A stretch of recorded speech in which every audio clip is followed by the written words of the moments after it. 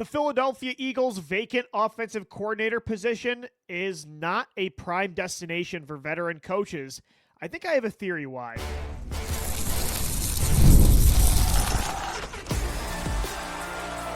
You are Locked On Eagles, your daily Philadelphia Eagles podcast.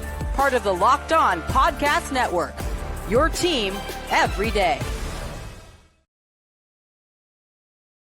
Thanks so much for making Locked On Eagles your first listen each and every day, and thanks for making the Locked On Podcast Network the number one sports podcast network. I'm your host, Louis DiBiase. We now know that the Eagles' top choice, Mike McDaniel, for the open offensive coordinator position, will not be joining the Birds as the new play caller for Jalen Hurts in 2026. Mike McDaniel chose Justin Herbert and the Los Angeles Chargers OC job instead yesterday. The Eagles, per reports, wanted McDaniel more than anybody and met with him extensively online in a virtual meeting, but McDaniel chose LA. Brian Daboll, who was also a top 3 option for the Eagles, was in Philadelphia yesterday interviewing. He told the Eagles that he wants the Buffalo Bills job, and if he does not get it, and that has not been decided yet, but if he does not get the Bills head coaching job, that he's going to join Robert Saleh in Tennessee as their offensive coordinator. So now 2 of the Eagles' top 3 choices have told them, even with the roster Philadelphia has, even with the track record that the Eagles have of getting 3 different coordinators head coaching jobs since 2022, even with maybe full autonomy of this offense, Daboll and McDaniel at least, and we'll see what happens moving forward with the rest of the candidates, they've told you they see the Chargers job with Justin Herbert and the Titans job with Cam Ward as a more ideal destination than Jalen Hurts and this Philadelphia Eagles offense. Now, is that solely Jalen Hurts' fault? No, I don't believe so. I think it's part of it for sure. I think Jalen Hurts has had a much better career than Justin Herbert. He is not the playoff choker of Justin Herbert. I think Jalen Hurts has the much better all-time resume, and I think he'll go down as a more prominent player in the history of the NFL. I think Jalen Hurts right now is probably going to make the Hall of Fame. I don't know if Justin Herbert will ever get there, considering his lack of playoff success. Cam Ward is heading into his second year, showed some flashes his rookie year, but is not nearly the proven commodity of Jalen Hurts, right? But at the same time, Jalen does have certain limitations as a passer. There are certain question marks about how he will age in the second half of his career, that it is a part of it. They are banking on the arm talents of Justin Herbert and Cam Ward in their pass-heavy schemes. I think that is a part of it. But to me, it's not all about Jalen as to why the Eagles' top choices, the Eagles aren't their top choice.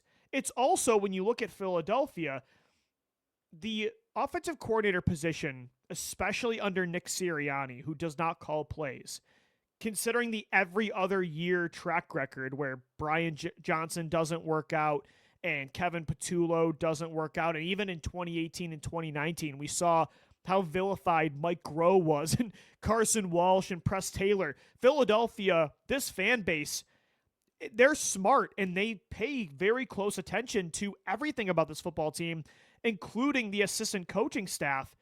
These guys are under the microscope, especially, again, a Nick Sirianni OC that is, I don't want to say fully running the offense, but is calling plays. Kevin Patullo had his house egged. You look at how, and I think it was justified how vilified he was this year. Philadelphia is a really tough place not only to play, but also to coach. So when you add that on top of the other destinations that might have appealing arm talents, like the upside of a Justin Herbert if you're Mike McDaniel, and that quick passing, middle of the field utilization kind of scheme, and Brian Daboll thinking about a first overall talent in Cam Ward, working down in Nashville, which it's really nice down there. The weather's great. You might have, again, it's not as intense as Philadelphia, where in a year, if it doesn't work, you could get fired. Whereas in Tennessee, you might know, hey, I might have 2 to 3 cracks at this thing. I think that's a part of it as well. But the other thing is, this Eagles offense from a personnel perspective, they might not see it the same way that we do. They might see it as A.J. Brown might be gone next year, the number 1 receiver that really makes this thing go. Jalen Hurts, I think, is really elevated by A.J. Brown. I'm not calling Jalen Hurts a system player, but A.J. Brown makes Jalen Hurts a lot better. Duh, he would make any quarterback better. A.J. Brown gone takes this offense down a peg. You look at Dallas Goedert hitting free agency, a guy that had 13 touchdowns for this team last year, 11 in the regular season, 2 in the postseason, is a UFA, and I think there's a 95% chance that he is not re-signed by Howie Roseman. Lane Johnson, his future is up in the air. He might retire at 36 years old in 2026, and if he doesn't, he might play only one more year. Landon Dickerson's health, Cam Jurgens, who is he as a player heading into year 4 as a starter, coming off an abysmal season? Saquon Barkley is getting older. Like, I personally think this Eagles job is really intriguing if I'm a candidate, right? Because, again, the proof is in the pudding. You get to run your own offense if you are Mike McDaniel, if you are a Brian Daboll. I think those guys would get to run their own offense. I do think there's a lot of talent still in this offense. There might not be a scenario where that plays out where A.J. Brown is not on this football team. You might have A.J. next year. You could make that work if you're Mike McDaniel or Brian Daboll. You can say, I can convince A.J. Brown that this is going to work in 2026. You could bank on Jalen Hurts, maybe developing in your system, utilizing his strengths, trying to work on his weaknesses. This team has been able to churn out 3 different head coaching positions for coordinators: Shane Steichen, Jonathan Gannon, and Kellen Moore. So for me, I don't know. Like, I don't think this is a destination that is disgusting and off the table. Like, I would never want to work here. I think there's a lot of perks to Philadelphia, but I do think you're seeing it's not the last choice for a lot of these guys. Like, Brian Daboll was interested. He was in Philadelphia yesterday interviewing. Mike McDaniel did meet with the Eagles virtually, and again, he was their number 1 choice. I don't think they're the last choice for a lot of these guys, the proven veteran coaches they were targeting to completely change this offensive scheme, but I don't think they're the number 1 choice either. I do think because of the heat of this market, because of the quarterback's limitations in certain schemes, like if you're Mike McDaniel, I could see the hesitation. Brian Daboll, though, works really well with a Jalen Hurts style of player, so I am surprised that he would choose Tennessee. And again, I love Cam Ward's upside, but I think Daboll would be making a mistake there because that Titans roster needs a lot of work, and he's made it work with Josh Allen and Jackson Dart and Daniel Jones. Very similar style of players, mobility-wise and strengths and weakness-wise, as Jalen Hurts. So I think that's curious, but I think there's questions about if certain schemes could work with Jalen Hurts, and there's questions about a lot of the alphas on this offense that normally would make this offense very intriguing. There isn't a guarantee. It's not a foregone conclusion these guys are gone next year, but you might live in a world in 2026 where you have to replace A.J. Brown, Lane Johnson, and Dallas Goedert, and it really is just Devontae Smith, Saquon Barkley, and whatever new additions that you bring in. So I think there's a middle ground between kind of the discourse that's going on Eagles Twitter right now. Some are saying that the Eagles, these guys are missing out. The Eagles are an obvious attractive destination, like a top choice for coaches out there. But then there's another side of things, another side of the conversation where people are saying, man, the Eagles are not a good destination at all. Like, nobody should want this job. There's a reason people are picking Tennessee, the Titans, one of the worst teams in football, over the Eagles. It's just not an ideal place to coach. I don't think that's true, and I don't think the Eagles should be the most attractive job in the NFL, and I don't think that they should be the ugliest opening in the NFL. I think it's somewhere in the middle, but I think the veteran coaches are showing you that, hey, you might have to go with a more underrated, less popular name. I think that's the reality of what we're facing right now, because also Todd Monken, another big name option we all threw around there for the first week and a half of this conversation after Patullo got fired. He's not coming to Philadelphia. We've heard nothing on the Cliff Kingsbury front, so it's like, all right, are we thinking Shielhaas? Are we thinking Charlie Weiss Jr., Bobby Slowick, Mike Kafka? Like, are we going young and a more underrated name? I think that's probably where we're ending up. I hope it's not a retread like a Matt Nagy, who they're set to interview would hate that idea. I personally don't love the Mike Kafka idea either.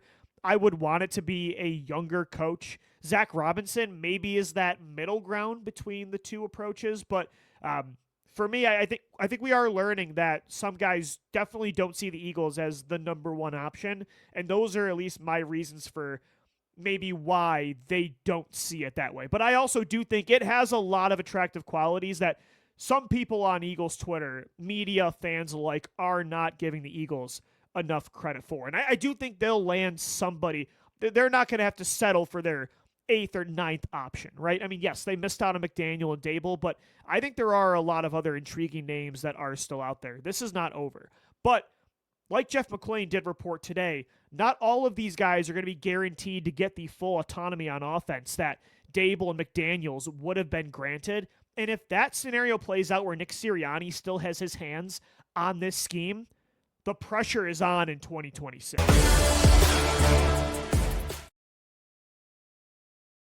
Today's episode of the Locked On Eagles podcast is brought to you by DripDrop. Kicking off the year feeling good is the goal, right? And honestly, hydration is the easiest win. When I stay on top of it, everything changes. My energy, focus, mood, they all level up. But let's be real, plain water doesn't always cut it, especially when you're grinding through long days, hitting the gym, or just trying to stay consistent with your health goals. That's where DripDrop comes in. Doctor-developed, proven fast hydration that helps your body and mind work better, think clearer, focus better, energy, elevated mood, even that fresh skin glow. I've been using DripDrop as part of my daily routine, and it's honestly a game changer. I drink it before every podcast, before every workout. I do football leagues on Saturday nights. DripDrop is my go-to. Their science-backed formula is trusted by firefighters, medical professionals, and over 90% of top college and pro teams. Right now, DripDrop is offering podcast listeners 20% off your first order. Go to DripDrop.com. Use our promo code LOCKEDONNFL. That's DripDrop.com, promo code LOCKEDONNFL for 20% off. That's DripDrop.com, promo code LOCKEDONNFL. Today's Locked On Eagles is also brought to you by Robinhood. What if sports were traded like markets? Now you can put your sports IQ to work in real time with Robinhood prediction markets. It's not you against the house, it's you participating in a live market. You can buy or sell your positions live all game long. Use your sports knowledge in the moments that matter. Robinhood prediction markets changes the game. It's people moving the action, so when momentum shifts, you can move with it. I always knew the game, but never had a dynamic way to apply that knowledge. Now I can actually take part live in a market powered by people. You're no longer just a spectator, play-by-play, you decide. Trade every play with Robinhood, now available across the U.S. Download the Robinhood app now to begin. Futures and cleared swaps, trading involves significant risk and is not appropriate for everyone. Event contracts are offered by Robinhood Derivative LLC, a registered future commission, merchant, and swap firm.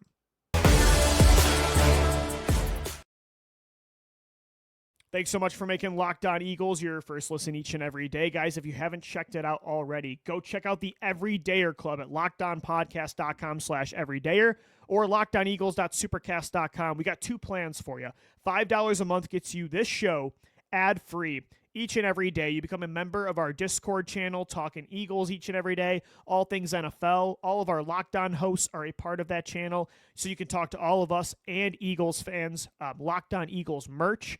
$15 a month gets you the All Access Pass, exclusive episodes produced by me. You can text me one-on-one all throughout the week. Any free agent questions you have, draft related, A.J. Brown drama, whatever it is, newsletters and more. So if you're interested, check out LockedOnPodcast.com/Everydayer or LockedOnEagles.Supercast.com. So we know, and let me say this too, it is discouraging that Mike McDaniel, Brian Daboll recognize the Eagles as a destination that's not as ideal as underperforming playoff teams like the Los Angeles Chargers or a really bad football team like the Tennessee Titans. It does stink that their two number one and number two choices did not choose them as a top choice. But it is encouraging that McDaniel was their number one option according to reports, because that was my number one option as well, for the reason that they need to push Jalen Hurts to evolve next year and throughout the future of his career, if they're going to give him a contract extension, they need him to use the middle of the field more. They need to get run after the catch opportunities going in this offense. They need to find a way to create easier yards when it's not just the run game on first and second down, throwing the football. And I love that they see that vision too, and they targeted the perfect guy for that, Mike McDaniel. So it stinks that they couldn't get it done with him or even Brian Daboll, but it is encouraging who they are looking at.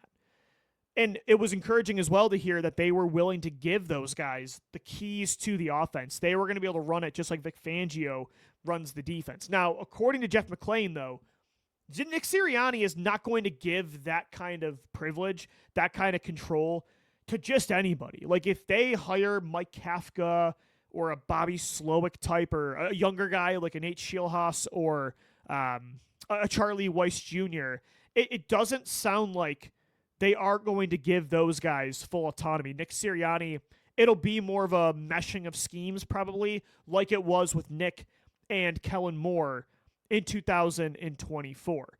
For me, if that is the scenario that plays out, 2026 could be what decides the future of Nick Sirianni in Philadelphia. Like, because at that point, there's no excuse. You can't say, well, you guys wanted a guy like Mike McDaniels that has a completely different scheme than me or a Brian Daboll, and hey, they're the head coach of the offense, and the offense did not go anywhere.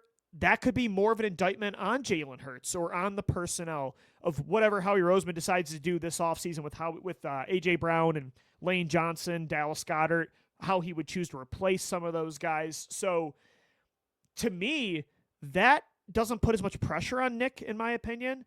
But if they hire somebody where Nick is still a part of the offensive game planning, if he is still part of the play calling, if his scheme is still, if things look exactly the same offensively next year as it has since 2021, regardless of the coordinator, and it does not work again, then they're going to fire Nick Sirianni, in my opinion.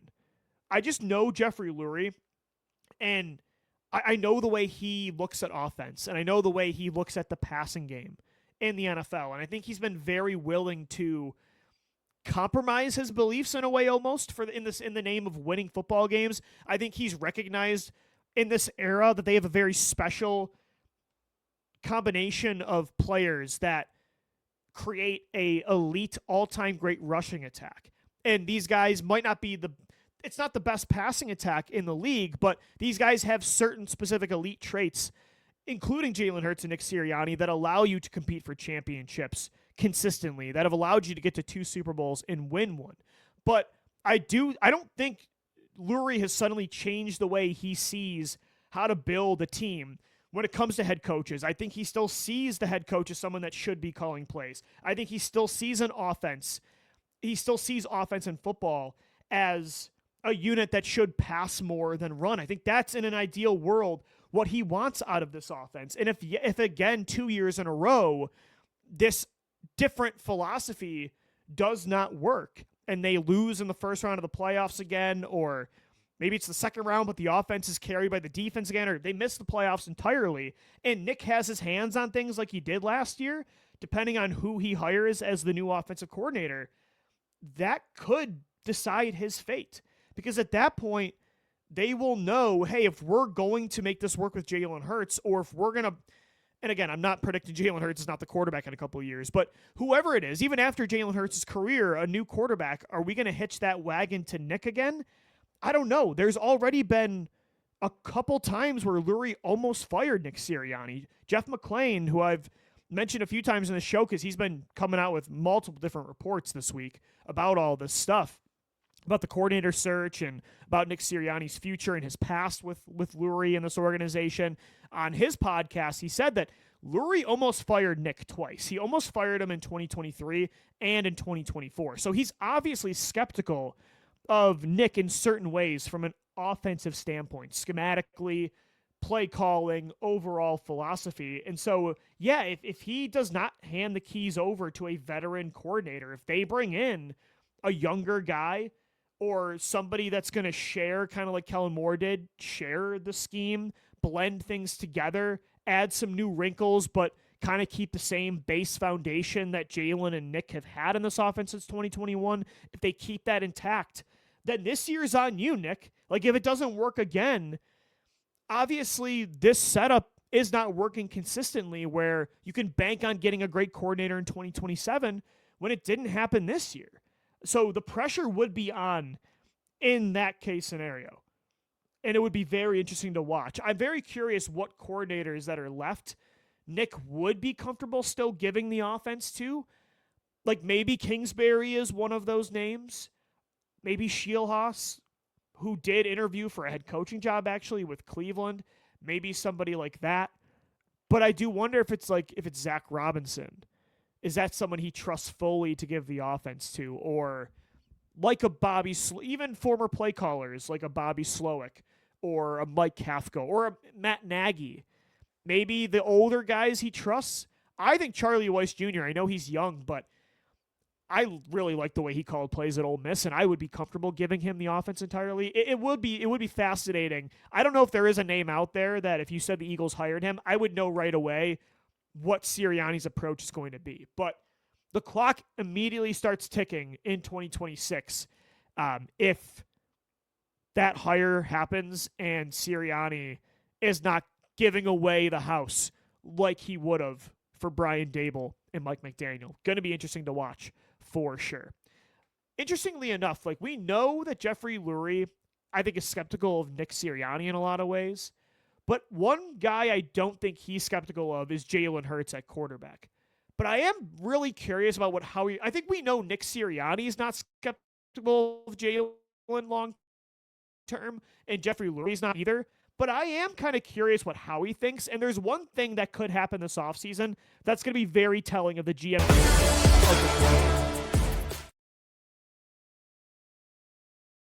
Today's episode of the Locked On Eagles podcast is brought to you by FanDuel. FanDuel is officially in playoff mode. Every game day during the NFL playoffs, FanDuel is giving customers even more ways to get in on the action. Because right now, every NFL playoff game day, FanDuel users get a profit boost pack waiting for them inside the app. Each game day, you'll see a pack loaded with multiple profit boosts that you can apply to the bets you like the most. Open your profit boost pack first thing on game day and see what boost that you want to apply. The boosts let you lean into your game day instincts, whether you're backing momentum, defense, quarterback play, or coaching. The boosts give you more juice on the bets that you already like instead of forcing you to bet something new. Every play feels bigger, and the boosts make your bets feel that way too. You make your picks and apply your profit boost to go after even bigger payouts while the playoffs continue to roll this Sunday. So visit FanDuel, an official sportsbook partner of the NFL, and grab your profit boost pack every NFL playoff game day. Guys, today's show is also sponsored by Indeed. If you've hired someone before who looked good on paper, but just wasn't the right fit, you know how important that is. When you want candidates who truly match what you're looking for, trust Indeed sponsored jobs. Hiring, Indeed is all you need. Stop struggling to get your job posts seen on other sites. Indeed sponsored jobs put your posts at the top of the page and help you reach the right candidates faster. If I needed to hire somebody for this show, I'd go straight to Indeed and be very specific about what I need. Real experience, not just a resume buzzword. Instead of struggling to get your job post seen, Indeed sponsored jobs helps your listing stand out and reach quality candidates faster. Spend more time interviewing candidates who check all the boxes with less stress, less time, and more results using Indeed sponsored jobs. Listeners of this show get $75 in sponsored job credits to help get your job the premium placement it deserves at Indeed.com/LockedOnNFL. And support the show by saying you heard about Indeed on this podcast. Terms and conditions apply.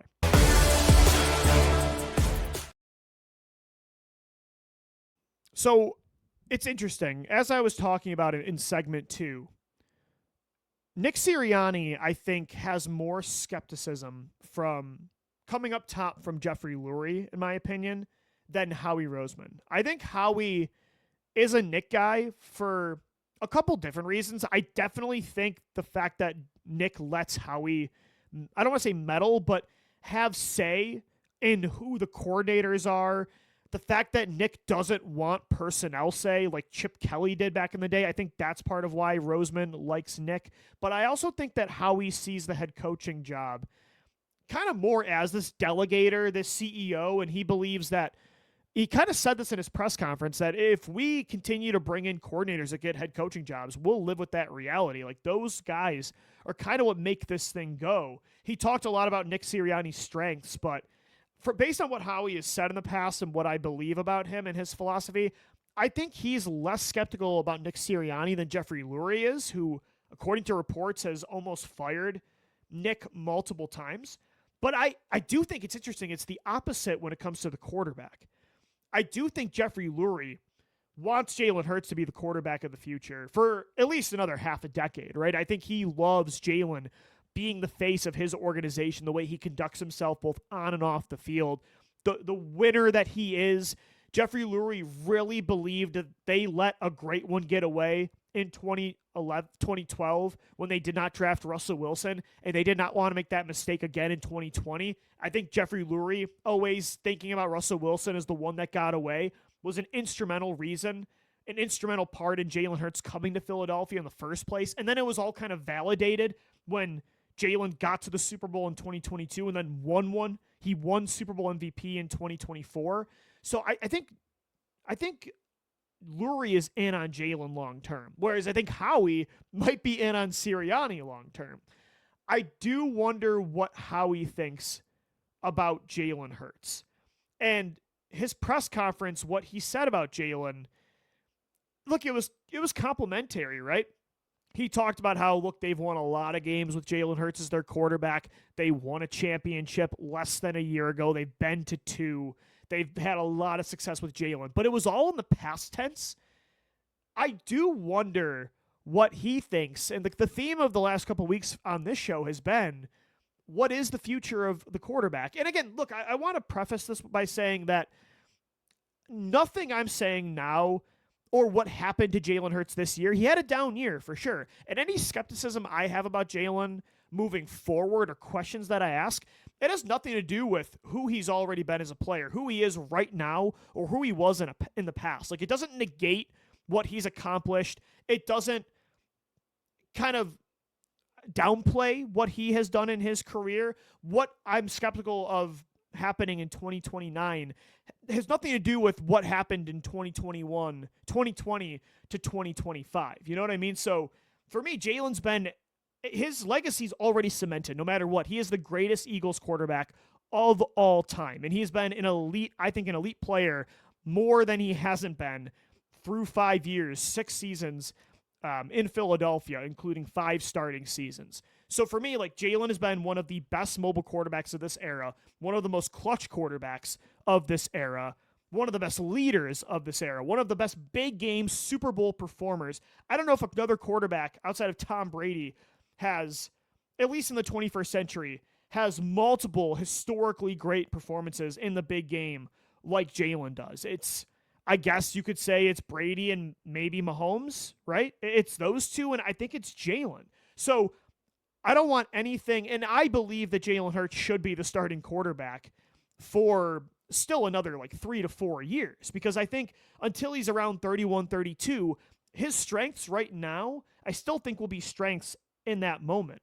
But eventually the mobility will regress, and I'm curious if Howie Roseman believes that, yeah, we're cool with the contract he has right now, doing this for another 2 to 3 seasons, but is he comfortable extending Jalen Hurts? That's going to tell me if Jalen gets extended this offseason, that'll tell us everything we need to know about Howie Roseman's belief in QB1, not in the past tense of what he's accomplished, because that's what Howie Roseman said. It was all about what he's done in the past. But what do you think about him in the future? If he goes out there, and Howie Roseman normally likes to get those big cap hits down in the form of extensions, in Jalen's contract, the cap hits are really starting to spike over the next couple of years. It goes 30 million, then 40. It gets close to 50 after that. Howie Roseman doesn't normally let contracts play into that portion of the deal, right? Normally he either moves on by that point and either eats some sort of dead cap or does some sort of maneuvering, or he extends the player. If he does not extend Jalen Hurts this offseason, I do think that will be telling about what he believes. And that doesn't mean he's going to move on from Jalen Hurts. It doesn't mean he's going to go trade for somebody else. It doesn't mean he's going to draft a quarterback in the first round. But maybe he drafts a quarterback in the second round like he did in 2020 when he took Jalen Hurts after already paying Carson Wentz. So I think Nick is all in on Jalen. I think that the fan base is still all in on Jalen. I think that Jeffery Lurie is all in on Jalen. But Howie, I'm interested in. I am. And Howie Roseman, look, he never took Jalen to be the franchise quarterback in 2020. He was supposed to be a high-end backup to Carson Wentz. He wasn't supposed to be the starter even in 2021. I think they planned on Nick Sirianni trying to fix Carson Wentz until Howie had to trade him when he wanted out. In 2022, Howie Roseman, and I'm not saying he doesn't believe in Jalen now, but there's been multiple times in the past where Howie was skeptical of Hurts. He tried to trade for Russell Wilson in 2022. He looked into trading for Deshaun Watson. Like, these are all facts. This is reality. He looked into trading up for Zach Wilson. Whether you believe it or not, it was true. According to Ian Rappaport, he tried to get up to number 2 or number 3 in that draft for Zach Wilson, and he only didn't do it because he learned the Jets were going to take him. Joe Douglas was going to take him at number 2. So, and that was in the past. I believe Howie thinks Jalen is a lot better now than then and believes he can still be a great quarterback for still 2 to 3 more years. But does he believe in him enough to hand out that extension? I think that'll be really, really telling of what the GM thinks of the quarterback's future. So, and again, this is all future talk, but it's something that has to, again, it's nothing about 2026, but it is something to maybe prepare for.